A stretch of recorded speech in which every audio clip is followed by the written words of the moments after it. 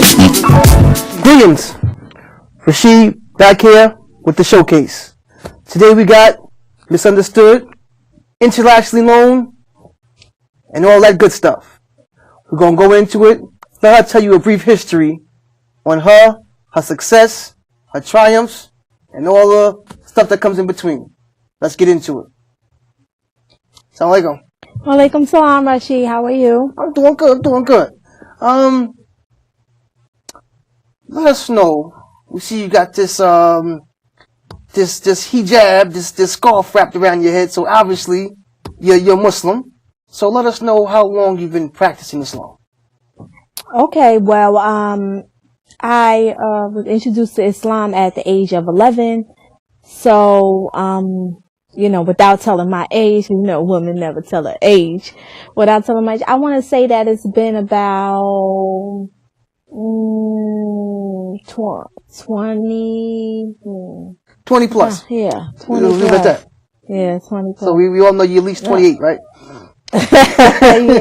yeah, I'm trying to think. Yeah, about that. Almost 20 or something. So, what are some of the activities that you have going on that you involve yourself in? You talking about Islamically or just overall? Anything, overall. Oh, well, I like doing a lot of different things for fun. I'm really down to earth. I'm into nature, I like nature walks and aquariums and zoos and things like that, carnivals. And, I have a preschooler, so I'm very active, like going to the movies. I like going to, plays and I like a lot of things. A lot of, Islamic events and conventions and lectures and henna parties and bridal shower, like this stuff. Okay. What kind of lectures are you into? You said going to lectures. Are there any specific lectures or speakers that you prefer to go to?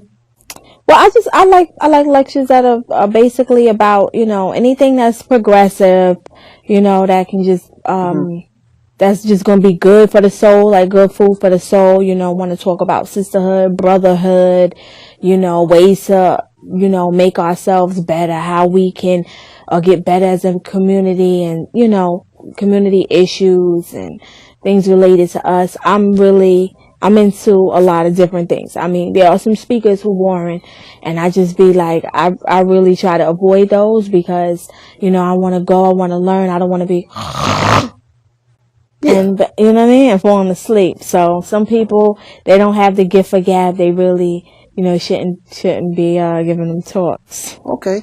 Well, take us through a brief journey of music, how you got to the level in your, I guess you would say, music career. Okay. Well, I started writing rhymes at 11. It was like a, real, something to do just for fun.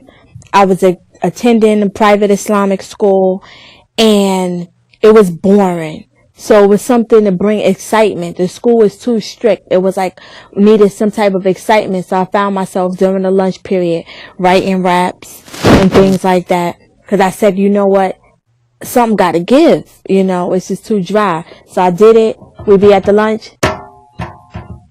Okay. And then I kick it, and then, of course you would never let the people, in charge of the school, none of the school staff could know that I'm doing that because we're not supposed to, but it became something people was looking forward to. Then I would sneak in the bathroom, try to kick a few rhymes.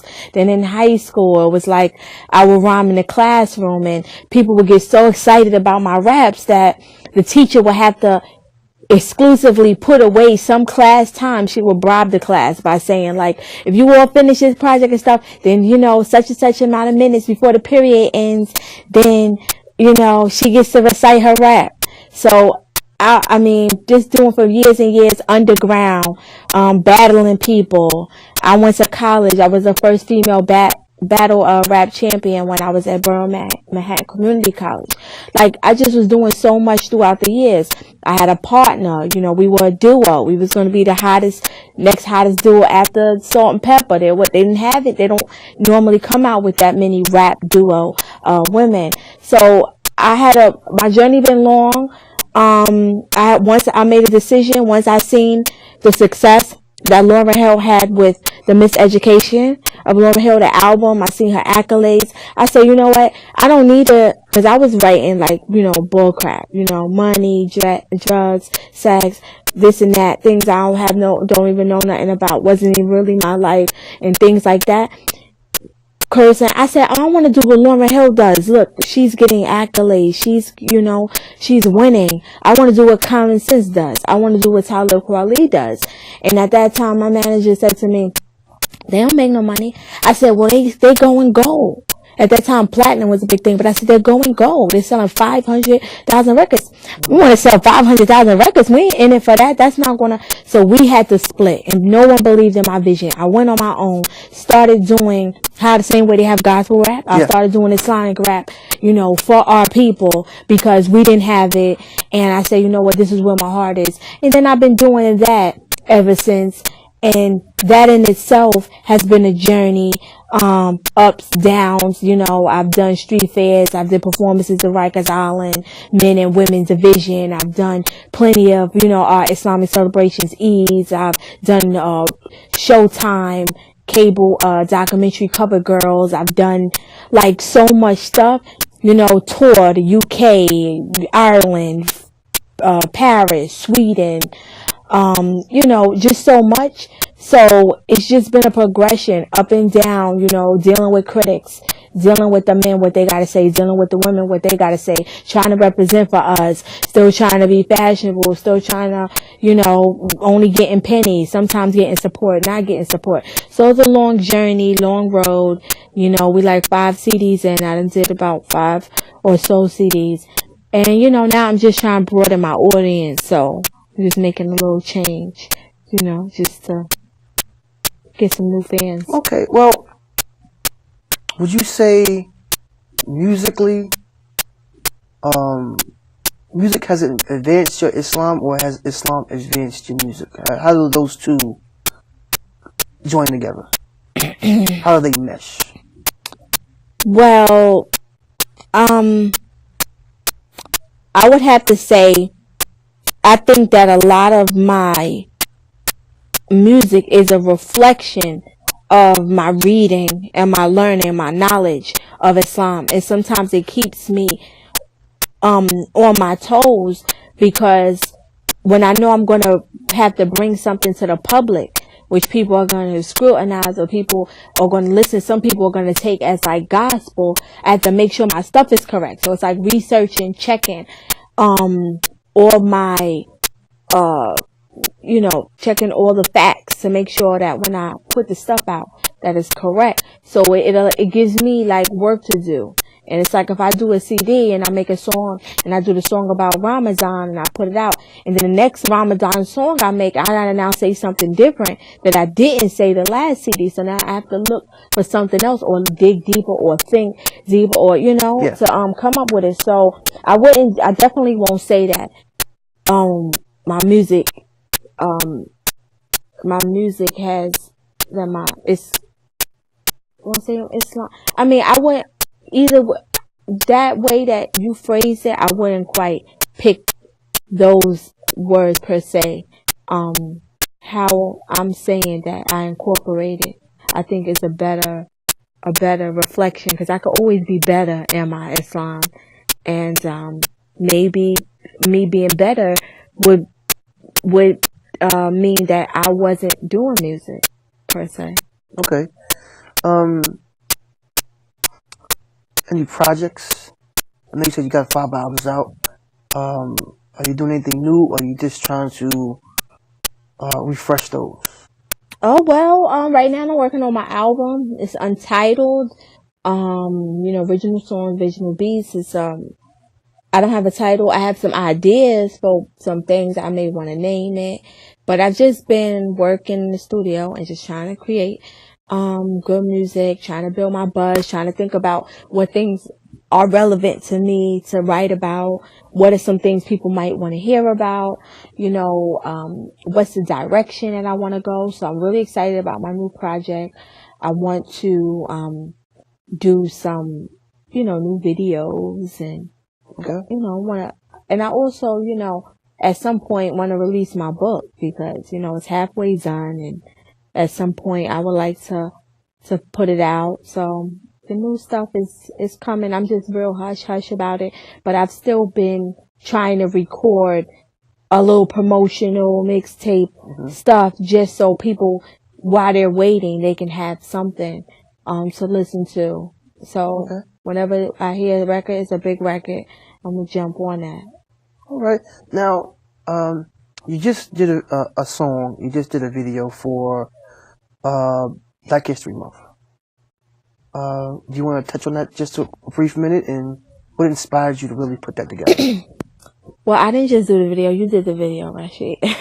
We're going to give you the credit. Okay, Rasheed Hafeez, you know, compiled and organized that for me. Made it great. It was actually very good. The video, I wanted a visual that went along with the actual song, Greatness, you know. And I wrote that song because I felt as if us as a people, we come from a great line of people, successful, or people who have created some good inventions, or who have gave up some real valuable lessons, things that, you know, that we are still using to this day. And I just thought that they needed a tribute, you know. People only worry about the tribute for the month of February, with Black History Month, which happens to be the shortest month of the year, which I find to be an insult anyway. But I didn't release the song. This song was actually already done it's from my old CD. I just think maybe it was overlooked. So I said, you know what? Black History Month is coming. We do need to promote it. I do need to put it out. And I thought, in light of the assassination of Malcolm X being taking place, Rosa Parks just had a birthday. Just all of the different factors, and then what's happening with Nicki Minaj and that whole Malcolm X on the cover and being referred to as such.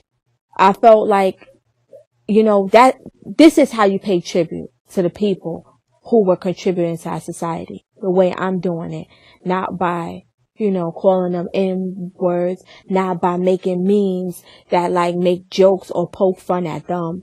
You know, like, we shouldn't, they went through a whole lot for us to be in the position that we in. We need to show a gratitude or respect.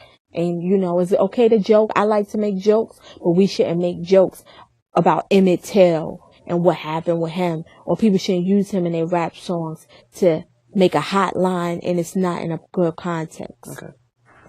As you wind down, I really want to touch on how would the struggle of being Muslim and a female in doing this music thing. Have you had any uncomfortable situations that you want to maybe tell someone about, and maybe help someone else in their struggles to advise them with, and that you maybe went through? Well, I've been doing this for a long time. I've had a long list of just, you know, negative energy, like, that just have been, that have happened throughout time. I mean, don't get me wrong. I've had my supporters, you know, you have been one of them. A lot of people have been, riding with me and supporting me, you know, and I'm really thankful for that. But in terms of the negative, you know, I will be performing on a show and someone send their kid to the stage to tell me to shut up in the middle of my set. You know, I've had people, you know, write things on my videos on YouTube, or hip hopping my way to the hellfire. Things like that's like very personal. Like, I've had some people say things to me. People talk, you know, men would talk about my looks, you know, and stuff like that. I don't look like a celebrity. I look sloppy in my appearance, or you're supposed to be X, Y, and Z. Why you don't look like, as if it isn't hard already to be a hijabi. Like, at no time do you want a man to insult your appearance if you're a covered woman, because you know, we already go through enough, and nobody wants to have a complex about how they look or like a self-esteem. So I've dealt with a lot. All I'm gonna say is, you gotta take the good with the bad. It's gonna come, and you just gotta keep moving forward. You gotta keep striving. You gotta make sure you shut the haters up. So you have to make sure that you're always, that you're on top of your stuff. Make sure your stuff is good. Well, let's get ready to shut them up and shut them down. We're gonna have you perform a little bit. Let's knock them out the box. All right? We'll be back in a few. Yeah, it's misunderstood. And I got my little helper, my daughter here. Let's go, y'all. Come on. You gotta rise and grind and don't let nobody stop your shine.